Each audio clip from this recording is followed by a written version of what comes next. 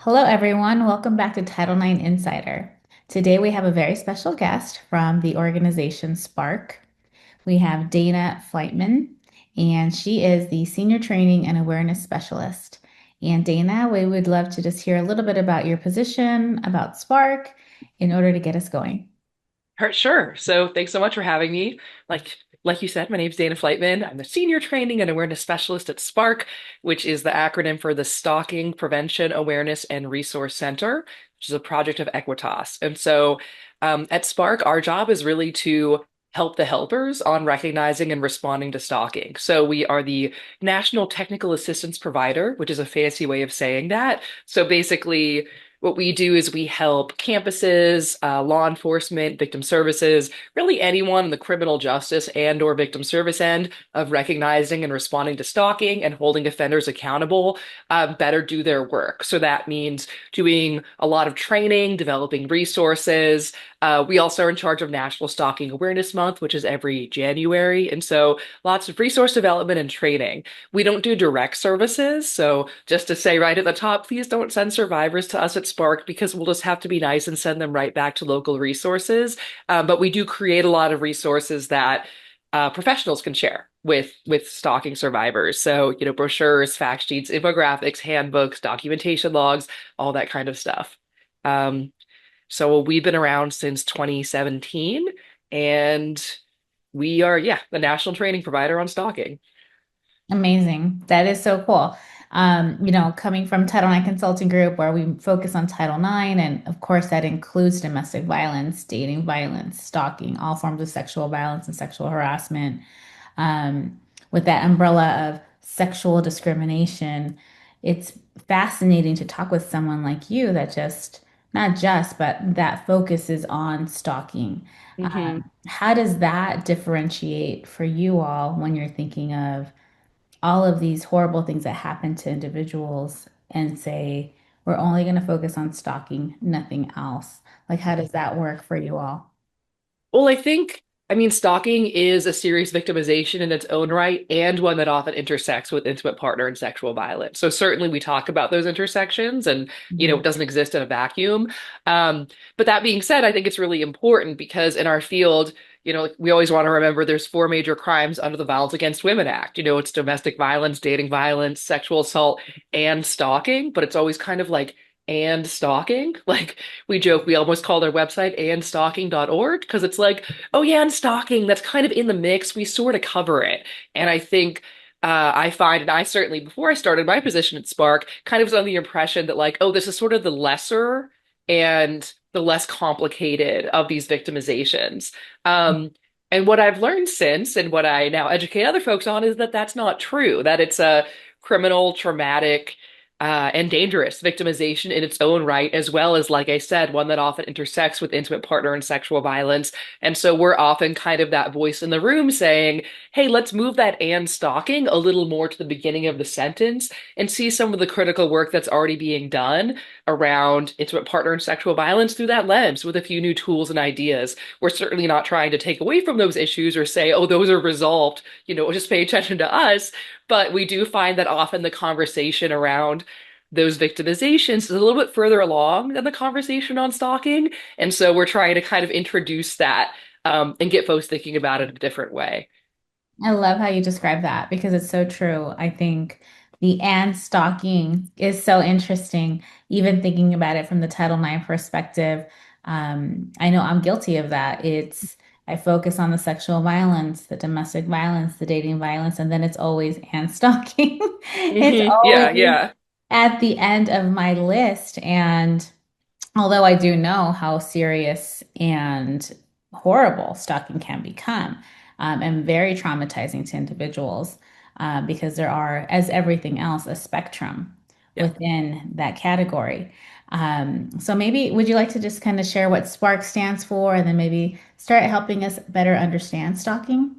Sure. So, a SPARC is the Stalking Prevention, Awareness, and Resource Center. So it's SPARC with a C at the end. And so, in terms of what is stalking, of course, depends who you ask, right? There's your campus definition. Every state has a different and territory has a different statute to make it fun. There's different organizational policies, but behaviorally and on campus, our definition of stalking is a pattern of behavior directed at a specific person that would cause a reasonable person to feel fear for their safety or the safety of others or to suffer substantial emotional distress. So to break that down a little bit, it is a pattern of behavior. So that's typically two or more incidents, and that's called a course of conduct in most statutes and policies. So you might hear me use those kind of interchangeably, pattern of behavior, course of conduct. I'm talking about the same thing. It's two or more incidents, and those can be quite varied. So those could include incidents that are student conduct violations and or crimes on their own, like say property damage, right, or trespassing, with other behaviors that may not be crimes on their own, but can become criminal and or conduct violations in the context of stalking, right? So like texting somebody or sending someone a package or leaving a note for somebody, right? Those aren't necessarily like crimes or conduct violations, but they can become that as part of that stalking course of conduct. It's two or more behaviors directed at a specific person. So stalking's not looking at kind of a group of people randomly. It is directed at a specific person or persons. That being said, we often see what we call target dispersion, which is maybe you have a stalker who's focusing on, say, their ex-partner. Ex-partner starts dating someone new. Okay, so now they're stalking their ex and the ex's new romantic interest. And our stalkers are trying to get access to and information about their victims. So they're likely to reach out to a victim's family, friends, roommates, fraternity brothers, sorority sisters, TAs, RAs, professors, others, right? Because they're trying to get to that person. So a lot of folks can be involved and even considered co-victimized in a stalking case, but we still see that as directed at a specific person because the stalker's trying to get to that victim and they might use other people to do it. And it would cause a reasonable person to feel fear. So fear is really important to understanding stalking, and it's what separates it from a victimization it's often confused with, which is harassment. So harassment can be quite serious. I'm not trying to minimize it, but harassment is typically that repeated behavior that would make someone feel frustrated, angry, annoyed, disrespected, create a hostile environment, right? As it's not necessarily scary. So if my supervisor is like, emailing me at 3 in the morning and then calling me names at the staff meeting in front of everyone at 9 a.m. Like, I'm I hate her. I'm like, whoa, she's the worst, right? But I'm not necessarily afraid of her. I can more or less live a normal life. But let's say that I'm driving home. I think I see her car a couple back. She texts me a picture of myself walking my pug, says, why are you doing that instead of working? She emails my husband. I don't know how she got his email. Now I'm scared, right? Because I'm like, wow, she's very fixated on me. She could have hurt me or something. What part of my life is safe or private from her? And so harassment can become stalking or kind of be part of the course of conduct, but they're a little bit distinct in that stalking is scary. Um, and it's that fear of bodily harm, including sexual violence, as well as emotional distress. So emotional distress is in some stalking statutes and not in others, but it is in the campus definition. And emotional distress is also about fear. It's just recognizing that fear may be of outcomes in place of or in addition to physical violence. So you might be afraid of someone releasing an intimate photo, and then you've now lost your scholarship because of the terms of that scholarship, and your whole life is destroyed, right? Um, you might be afraid of never having a private moment again because this person's in all of your accounts, or never being able to have a relationship because they sabotage every new relationship you have. So, people experiencing emotional distress, it's not just being frustrated or upset or annoyed. They generally feel that they cannot live a normal life because of the interference from the stalker. So, they feel that they're under surveillance, that their life's being invaded, that they're being sabotaged, that they're being threatened. The best quote that I saw was a victim who said, it's like he's taken my life without killing me. So that sense of I cannot live a normal life because of the interference from the stalker. So for example, there was a case where uh, and I tend to use victim offender language because I do so much criminal justice training. So suspect and respondent, student, stalker, and victim. But so in this case, the stalker had hacked into the email, knew the credentials, watching everything the victim sent and received without her knowledge or consent, and she was applying for new jobs. So she was, sending her email, cover letter, all these HR places. And so what he did was he made some AI nude and pornographic images of her, wrote a bunch of lies about what she liked sexually, and then would follow up to all these potential employers with those sexual images and rumors. He'd then go on LinkedIn, find all the potential colleagues, and follow up with them as well with these images and rumors. And so when I see that, to me, that's beyond harassment, right? That's not just frustrating, annoying, disrespectful. It certainly is those things, but it's also scary. This person cannot live a normal life. She can't get a job. She's being approached in a sexual way and doesn't know why. So even if she said, but I don't think this person would physically harm me, I'd still say that's scary, right? That sounds more like stalking. So there's not always a super clear line there, but I just bring it up because I often hear them used kind of interchangeably, and they're not actually the same. I think it's important for a couple of reasons. One is that when the charges do line up, stalking's typically a higher charge than harassment, so we want to have that accountability. And the others that are stalking victims are at greater risk of violence than are harassment victims. And so when we see stalking, we want to name that and have the right urgency, response, and accountability in place. Um, and so we really want to be thinking because I feel like we hear a lot more and people receive a lot more training around harassment. And that's important. Again, I'm not trying to take away from that, but I think it's worth flagging. Okay, when does this cross the line into stalking? And then what other perhaps responses, considerations, need to be brought in at that point? Anyways, that's a very long answer to your question, but No, hopefully helpful. Yeah. and worth it and worth every word. I mean, I just learned quite a bit right now. I think the biggest thing I'm pulling from this, and hopefully all other campus admin out there are also pulling from this, is the fact that it appears that sexual harassment and stalking can get very confused. And just listening to your definition right now, I realized, wow, I can see how that can easily happen. It's a very slippery slope between the two. Um, what would you advise for campuses to do and or recognize that they may not have really realized previously? Because as you said, sexual harassment is the primary focus for education on campuses, including from HR for their employees. They are not discussing stalking. I mean, it might be one slide out of the entire training that might even mention stalking, and it's the penal code, it's the very specific, legal definition, and you don't really see it kind of like focused on. So, what would you advise? What would you say about that? I mean, I think my answer won't be surprising. I don't think training solves every problem, but I do think more education on this issue is needed.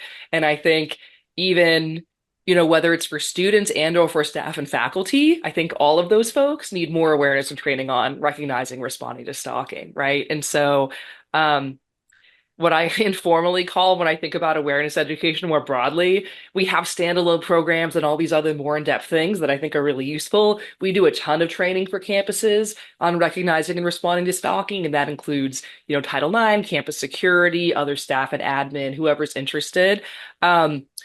But when we're looking at that kind of, okay, I have to get through all this stuff in this presentation, I call it my sister, can you spare a slide campaign. That's like, if you only have one time for one slide on stalking, here it is. And just to kind of say what I said, which is like, recognize that harassment is a serious victimization and can cross a line into stalking. And here's some examples of stalking behavior. If there's fear involved, that's what I think about. And again, it's contextual, right? It's going to depend on your case and situation. But if someone's afraid of sexual violence, I'd say, well, that's not really harassment. That's not just disrespectful. That's fear. That might be more stalking. And so I think just having a little bit of a check on that, right? Could it be this? Could it be that?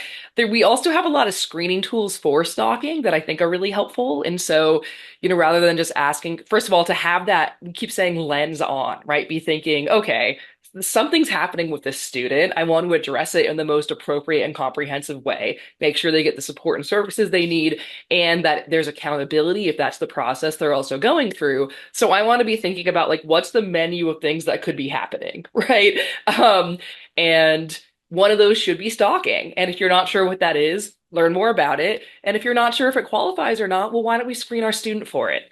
And so we have screening questions that are pretty short, that we have a long version, we have a short version, but asking about fear and about what behaviors they're experiencing. So typically, if you ask, are you being stalked? they're likely to say, no, it's not stalking. They're more likely to say, no, I think they're just harassing me, or it's annoying, or it's frustrating, because it's quite a vulnerable thing to say, I'm feeling scared, you know? And so most folks aren't going to say that. And also because a lot of people think about stalking as that like stranger or, secret perpetrator. And there's a lot of mythology around stalking as kind of these hooded, shadowy figures. And so a lot of students will say, oh, no, that's not a stalker. That's just my ex having a hard time getting over things. When, of course, that's a major category of stalking offender. So all that to say, we can't wait until a student says, I think I'm experiencing stalking and I feel afraid. We have to really be thinking, could this be stalking? And so listening for things like, my ex is being creepy, my RA is making it weird, my old professor is doing too much, and to ask questions about the behaviors. And so we split those under these four big categories that this wonderful researcher, TK Logan, came up with. So, surveillance.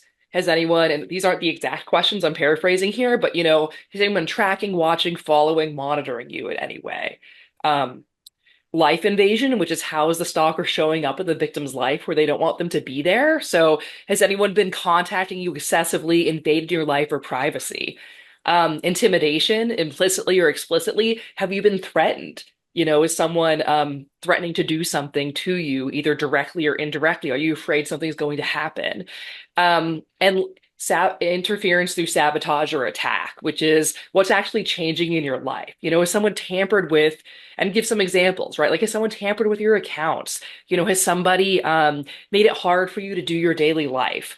Are they creating barriers? Have they physically harmed you in any way? And so we have a list of questions like that, and then asking about, are you afraid? Are you worried about the safety of yourself or others? Have you made any changes for those reasons? Because many stalking victims make some kind of self-protective changes.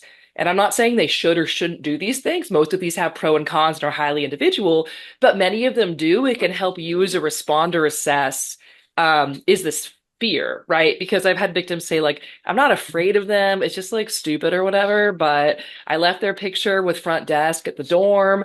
I changed my routes to and from class. I used to take the bus at school, but now they'd wait for me on there. So now I walk everywhere. Um, I bought like some pepper spray. I don't go out at night anymore. Oh, and I block them on everything. Okay, so that to me indicates a higher level of fear or distress. Those aren't things you do when someone's annoying you, right? That the fact that you're willing to take more of these steps to me shows, this might be something a little bit deeper. So that's frankly evidence of fear and or emotional distress.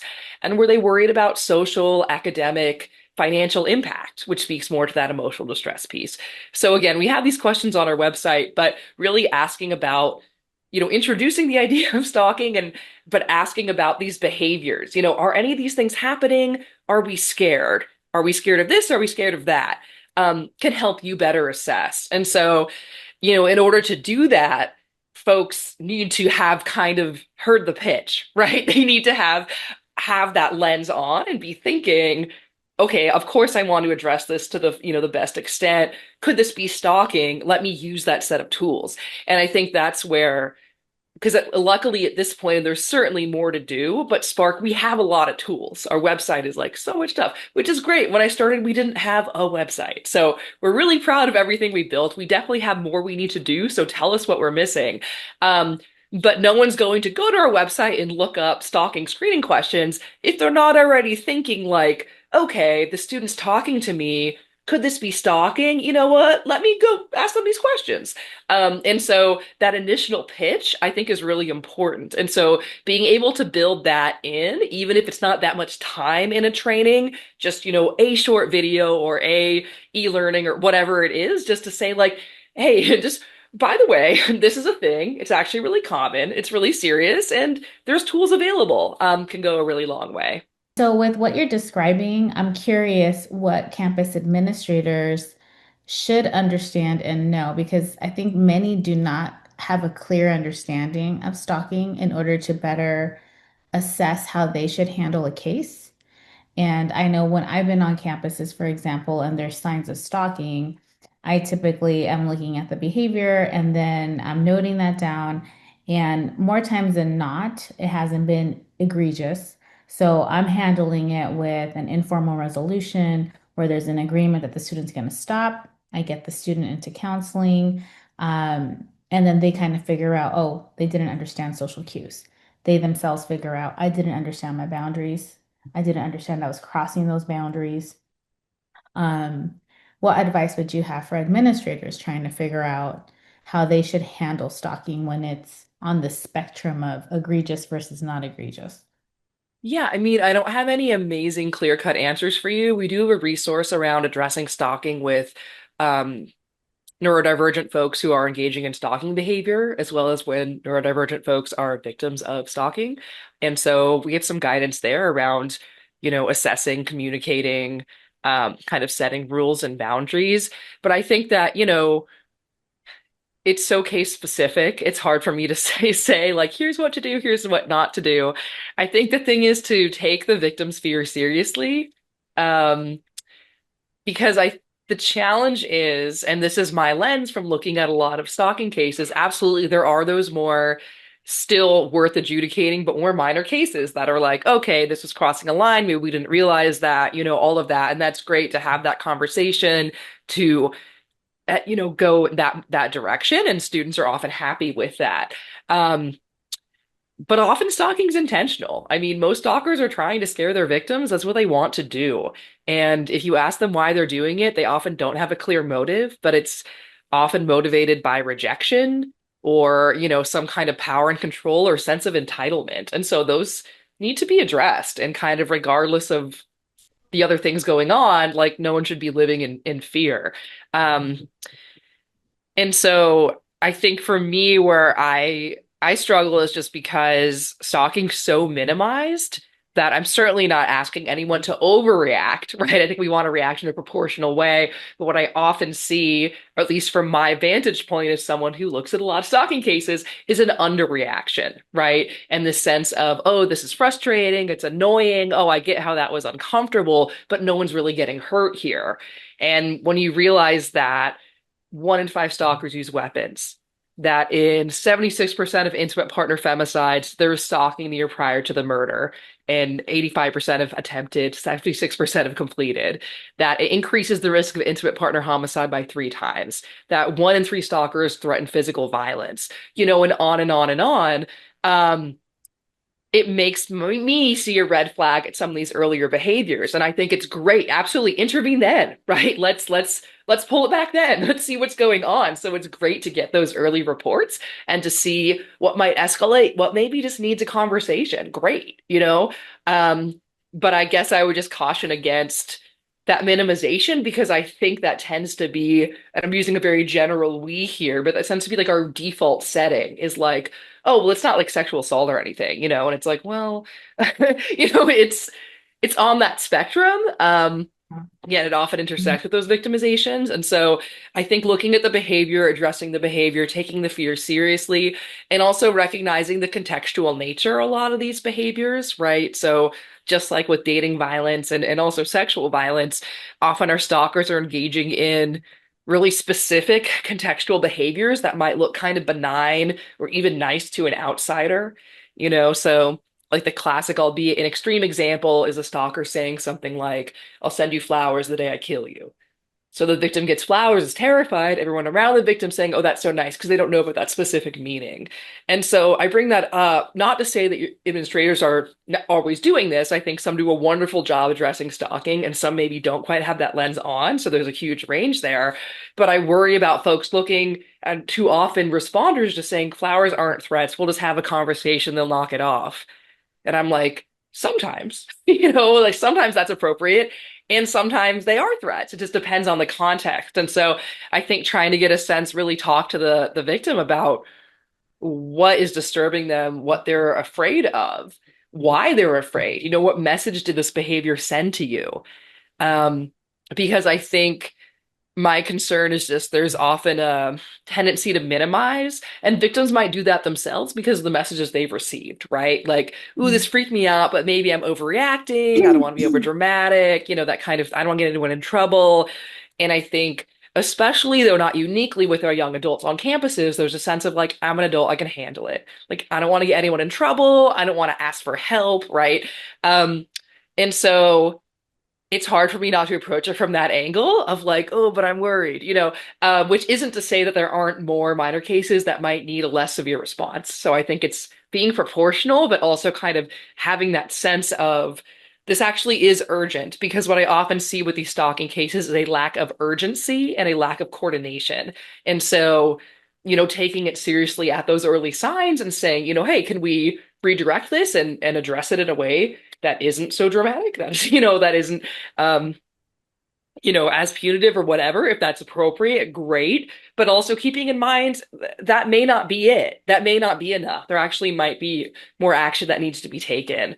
Mhm. Um, yeah, so I don't know if that quite answers your question, but hopefully. And no, it absolutely does. And I think the key there is administrators at times miss the fact that behavior can escalate, many times does escalate, and there has to be urgency with your response. In the example I gave, the student said, "Oh, I don't know. He just appears. I'm feeling uncomfortable about it. I don't want to file anything because I don't know if it really is anything." But I'm hearing, and the administrator needs to hear, kind of like what you just said. We need to know beyond what that student is saying, what the potential of harm is, what that Hmm. potential threat is. And that's where our expertise, our administrative eye needs to come into play. Now, I know I work on extreme cases, just like you do. Right. So we know where these things can go. We know where they are heading. And so if I see the beginning signs of something on a certain track, I want to stop it immediately. Where I have seen and heard administrators many times, and I'm aware many campuses, many K through 12 schools, they're just not familiar with that type of extreme behavior. So when it all of a sudden appears, they think, well, we just have to take it at face value. And I think that is where the cautionary tale comes into play. It's not always at face value. And I think that's really what you're hitting at there. Yeah, no, I think that's really well put. I think that's absolutely true. And what we hear from victims across the country, students, other adults, whatever, is that what they hear from responders, whether it's law enforcement or someone else, is that come back when someone tries to hurt you. Come back when they do it again.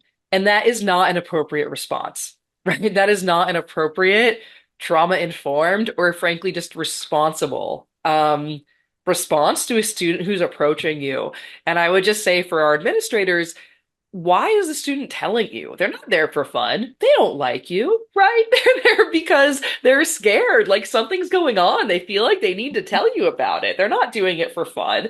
And so if they feel like they took time away from their social and academic life to come tell you about how someone was doing something, even if your initial response is like, that doesn't sound like that big a deal, that frankly to me is some extra context. Well, why does this 20-year-old want to hang out with me and tell me about how this guy showed up?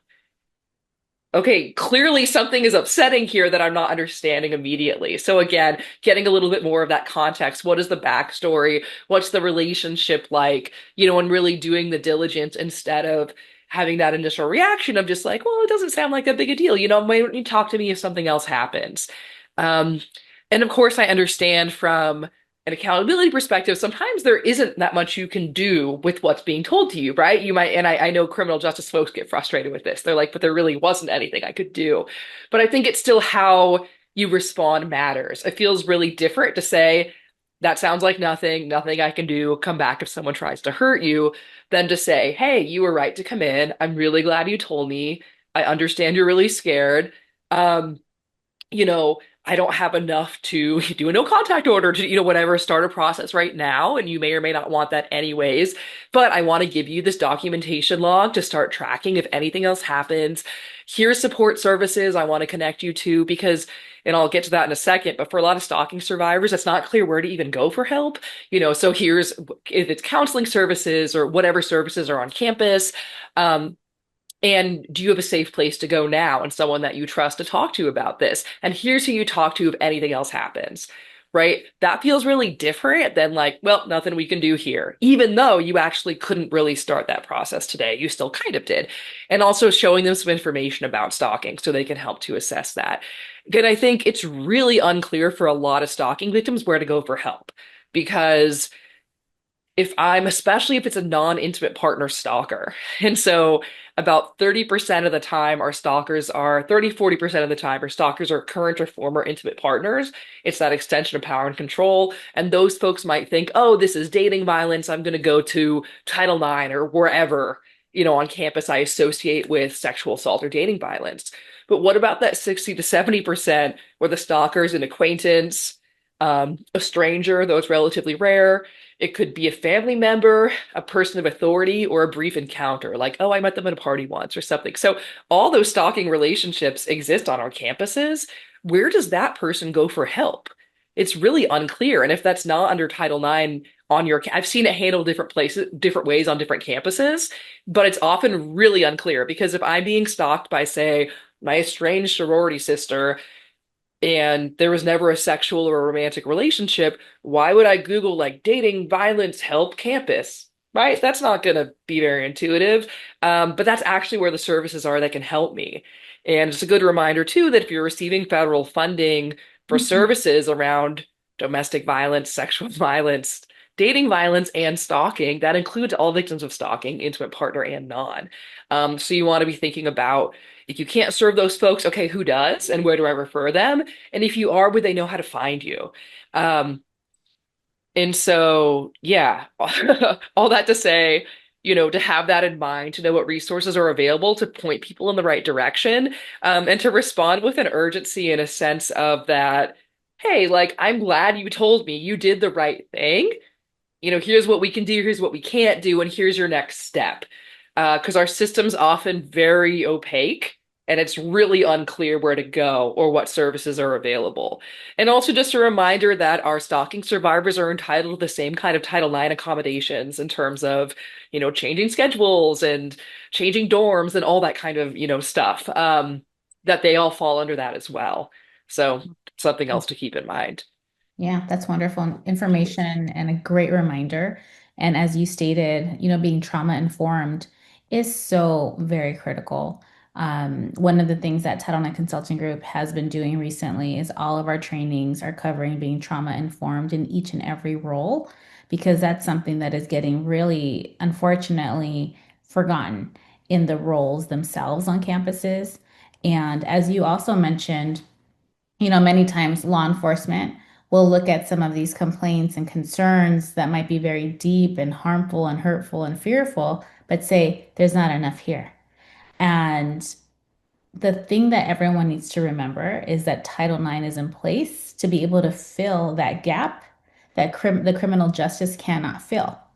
So on the Title IX side, one of the other areas that we are really pushing and educating on right now is the fact that as Title IX coordinators, we have a responsibility to also step in, even if it's not formally, but to step in and give those friendly warnings, step in and remind individuals that their behavior is starting to lean into something that can potentially cause a problem to them and their education and their academics versus allowing it to simply escalate, not even stepping in or saying anything because it's not a formal complaint. So why should I say or do anything? That is the approach that we as Title IX Consulting Group are saying that is not true. You need to step in early, and if that conversation might deter that behavior, you have a win because why on earth would we be waiting for the escalation to then step in? Because then we're going to be doing the exact same things that the criminal justice system is doing, which I understand why they're doing it that way. Title IX is meant to do something a little differently. Mhm. And if we have the ability to step in early and to step in and say, hey, why are you doing these behaviors? We have a concern. We're concerned about you too, because if you do not stop, this can potentially affect your education. So we're also here protecting you and your future as well, right? And so you start to frame it in a certain way where you're not accusing, you're not really coming down on somebody, there is no formal complaint, but you can utilize your role to help support a system to help protect individuals from the harms that they're coming forward and stating. Yeah, I think that's such a good point that, and especially, your state or territory statute will vary, but the campus one's what I said, and it's going to include emotional distress. So you might have a situation that on campus you're saying, well, this is stalking. And if your student goes down the street to law enforcement, that might say, well, this doesn't meet our statute. And so having that sometimes parallel, sometimes separate, right? Process on campus. Like you said, you have actually a lot more control and you have tools at your disposal that are really valuable. And yeah, I would just say absolutely, I'm with you. Like, we don't want to wait for the escalation. We want to step in formally or informally. I just would always want to defer to the victim because just like a formal intervention, we know that that can escalate the behavior for our stalker, right? So there are some victims who say, oh, yeah, tell them to knock it off. They don't want to get suspended. They don't want to get in trouble. They're going to back right off. Great. And there's others who say, ooh, if they get a call from you, things are going to get so much worse for me. Okay, we want to know that, right? So just like having that formal complaint, even if it's informal, if it's coming from an authority figure, the differentiation there, I think, can get lost in terms of the student reaction, if that makes sense, even though we see a differentiation. So yeah, but I think saying like, here's all the things we could do instead of having the default attitude of, there's nothing we can do, this isn't here yet. Come back when it's here, to say, well, we hope it doesn't get there. It's down here. Like, what are some options we have? And talking through it with that student about what's helpful, what's maybe not helpful. How do we think the person might react if we did X, Y, Z? What are pros, what are cons? There's no one size fits all, but to really have the attitude of what can we do instead of what can't we do, goes a long way. Yeah, exactly. Exactly. And that's really the point here, right? It's to not say, well, we can't do anything until Yeah. it's, well, we have several options. And as administrations, we can have that friendly conversation. We can provide this warning if you feel comfortable. Right. If you don't feel comfortable, then what does that look like? And what are then the next steps that we take with you to make sure you're safe and you're feeling grounded and protected, to continue your education? And as you stated earlier, too, those supportive measures can be used in order to help accommodate the student as well. If they need to go virtual, if they need to be moved to a different housing area, if they need to have an escort, if they, there's just countless options that campus can actually provide. And again, it all boils down to campuses remembering that they have that ability. Hmm. Do not need to be black and white and say, well, there's no formal complaint, we can't do anything. That is where campuses, unfortunately, do make the wrong decisions. Now, along that same vein, I'm curious about the resources. You mentioned resources earlier that you would share. What are those resource options that individuals have when they are being stalked and or if campuses are looking for those options? What are the resources you recommend for campuses and individuals? Yeah, I mean, unfortunately, there are not a ton of resources around stalking. We're, to my knowledge, the only national organization working on stalking, and we are a project of another organization, and our team is a whopping 6 people. That came from 2 people right when I started. So, um, we're busy, we have a lot going on, but there's no national stalking hotline. There are few, if any, stalking crisis centers. So it really falls to often our victim service and criminal justice professionals, um, who are typically primarily focused on or have more training and resources around intimate partner and sexual violence to kind of add stalking on. And I'm not saying that's fair or easy, but it is important because these survivors really have nowhere else to go. So I'd say looking at your partners, in your community around, do you have that partnership with, say, a local domestic violence shelter or rape crisis, and then seeing what do they offer for survivors of stalking and asking some questions about, have their staff been trained on that? Do they, take folks into, do they have a clear policy? What if it's a non-intimate partner stalker? Can they still come into shelter? What do they offer, right?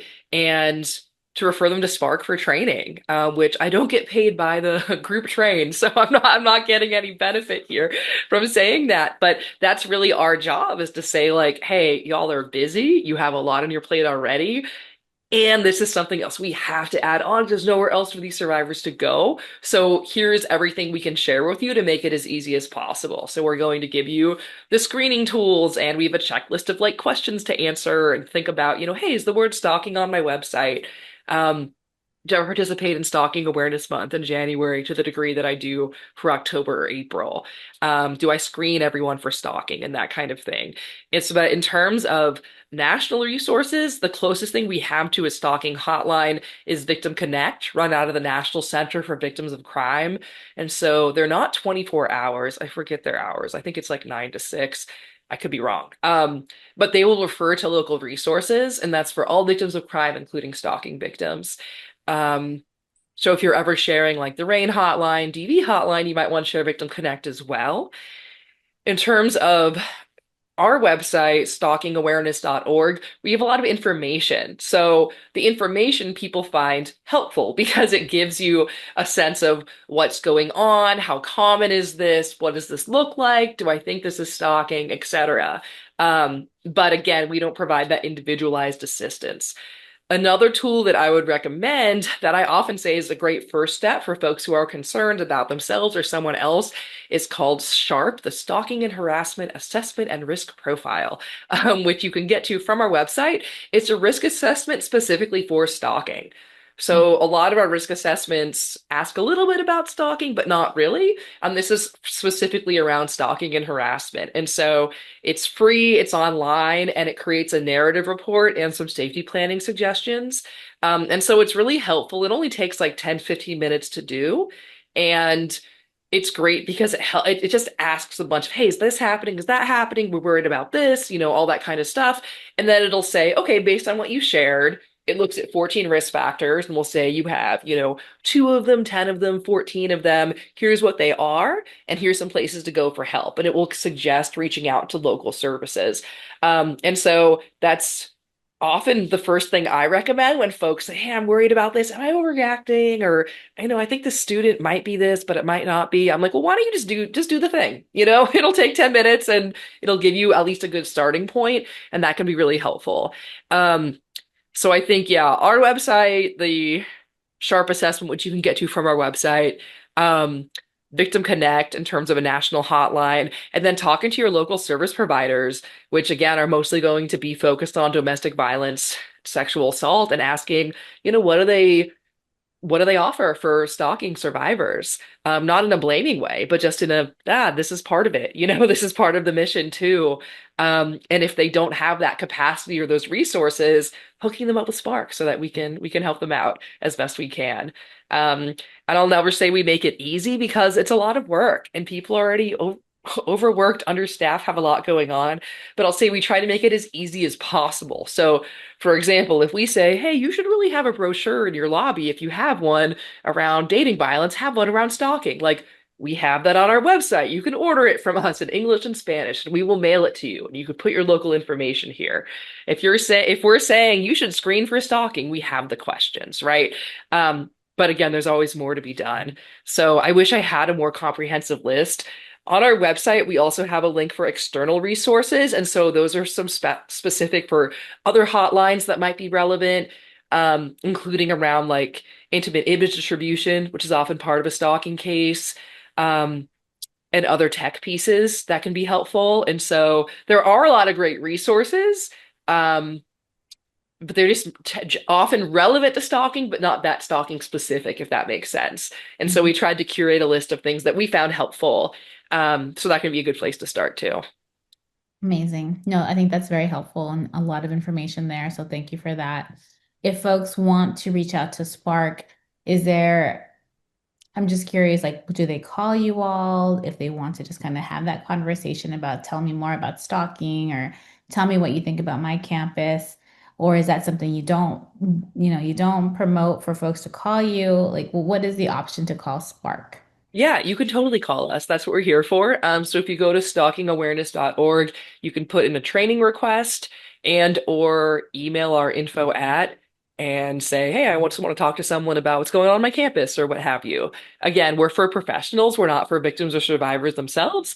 But yeah, we can look at a policy and give you feedback. We can help you better incorporate stalking into your awareness materials. We can come to a training. And we do tons of campus trainings, from 90 minutes up to full day to multi-day, and take a look at what's under our campus resources. We have everything from more guidance around Title IX and stalking to considerations for adjudicating stalking on campus. Um, we also have a lot of awareness materials. And so, if you're doing awareness education around bystander prevention, consent, dating violence, you want to be talking stalking as well. So we have programs you can pick up and lead with scripts and slides and videos, you discussion guides on every season of the TV show and other ways to, incorporate that. We have screening questions. We have all this stuff that's helpful, hopefully, for campuses, as well as fact sheets, infographics. But all that to say, see what's there, and if we have what you already need, great. And if we don't, let's talk. We're happy to have that individualized technical assistance, which is just, again, helping the helpers. And so if you're working with a student and want to talk it through with somebody, if you're wondering, is this stalking? Is this harassment? What should I do here? You can absolutely reach out to us. And if we don't know the answer or we can't answer it, we will get you to someone who can. And we're typically free of charge. So feel free to do that. That's what we're here for. And hearing from you all really helps us know, because what we're trying to do is make your jobs easier. I won't say easy, but easier. And so hearing from you about what is helpful, what questions do I have, what do I need, is really doing us a favor. So don't hesitate to reach out with those questions. Amazing, amazing. Well, Dana, just thank you so much for being here with me today and being willing to do the podcast with Title IX Consulting Group through our podcast, Title IX Insider. For everyone out there, please remember to like and subscribe to us, leave a comment. And Dana, just thanks again. I'm going to go ahead and wrap us up today. And everyone, we'll see you at the next one. All right. Thanks all. Hope to hear from you at stalkingawareness.org.